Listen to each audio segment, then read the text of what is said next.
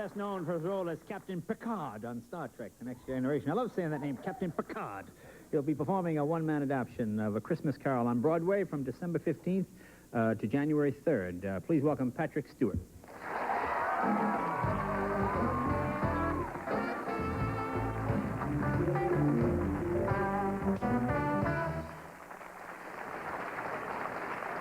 It's nice to finally meet you.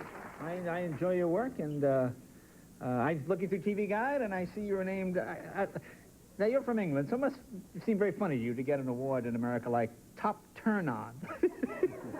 Of England, you have the Queen's thing, and you have these sort of benighted, and here you get Top Turn-On. Mm-hmm. Did it seem funny to you? Is that odd? It was unexpected, and for a long time, I tried to be modest about it when people asked, how does it feel? In fact, the term was bodacious, which doesn't appear in my dictionary.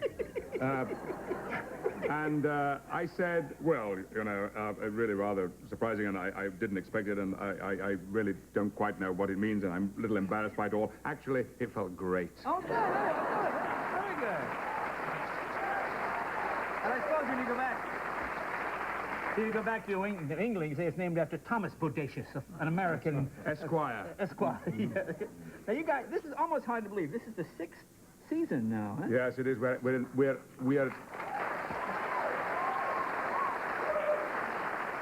We are tonight wrapping our 142nd episode. Well, now, how many of the others did they do? How many of the original? I think 73 or 70.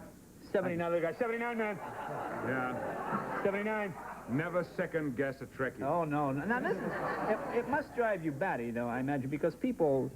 I mean, I know you do many other things and play many other roles, and people must always come up to you and ask you various questions about the Enterprise and the bridge. They do, and when they say, Mr. Stewart, exactly how fast is warp 9.3? And I will say, how do I program my VCR?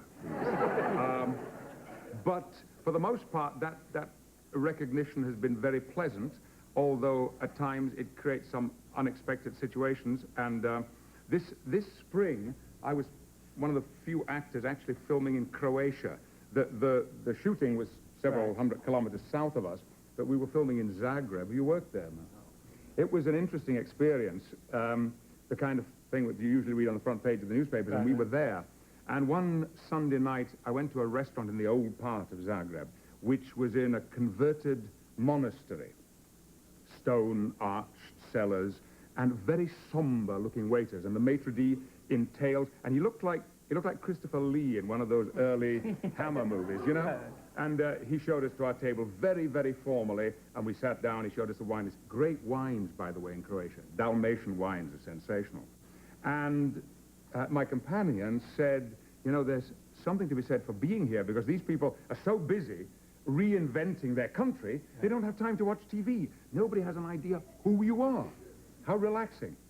We'd ordered 2 salads, and a few moments later, Christopher Lee appeared with these 2 salads, put them down in front of us, and sitting in the very center of each salad, made out of cucumber and peppers, was an exact replica of the Enterprise.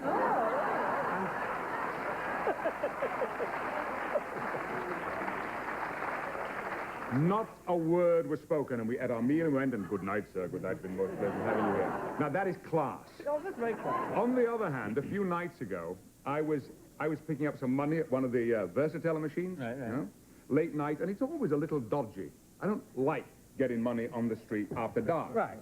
And so I always look over my shoulder to see what's happening, and this particular night, the car park was deserted, just my car. Another car came in, cruised very slowly past me, and I had my eye on it, then it stopped, and my heart began to go pitter-patter. Then it reversed like this, back towards me.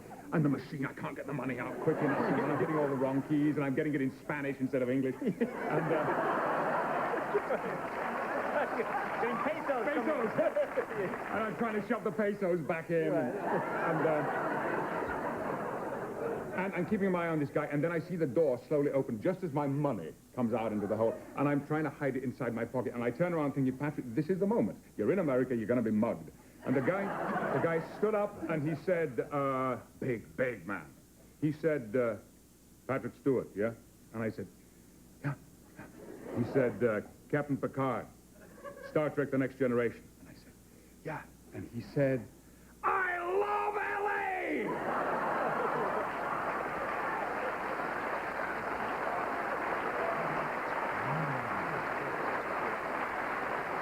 Now you're doing, you know, I wish I had known this. You're doing a Christmas Carol, because I'm a Dickens fan. I have an original first edition Christmas Carol. I should have brought it. You could have read something. Well, we had a conversation about this backstage just now. Jay told me this, and I had a moment to say that last year, when we did this for 2 weeks on Broadway last year, it's a solo performance, and I had a note from the director of the Pierpont Morgan Library in New York asking me if he could bring his children backstage to meet me afterwards. They're fans of the show, of Star Trek. Right, right. And I happened to know what they possessed in the library, and I said, you can bring your kids backstage if you will show me the original manuscript of Christmas Carol. So we struck a deal. And one morning, myself and the producer and the other members of my troupe went to the library, and in a guarded room, the original manuscript was brought in and placed in front of me for me to leaf through. I mean, literally, to leaf through, Jeno. Jeno. Jeno. Jeno. Yes, from Romulan 5, Jeno, yes.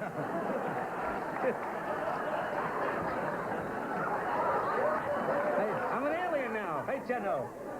So, You don't even have to change your name. And so the plan is to do a special performance, because it's the 150th anniversary next December, to do a performance, if possible, using the original manuscript. Oh, well, that would be good. That would be good. Oh, okay. We'll take a little break here, and we'll come back. You guys going to sing again? Oh, yeah. All right, terrific. And Patrick Picard on Broadway, the 15th to the 3rd.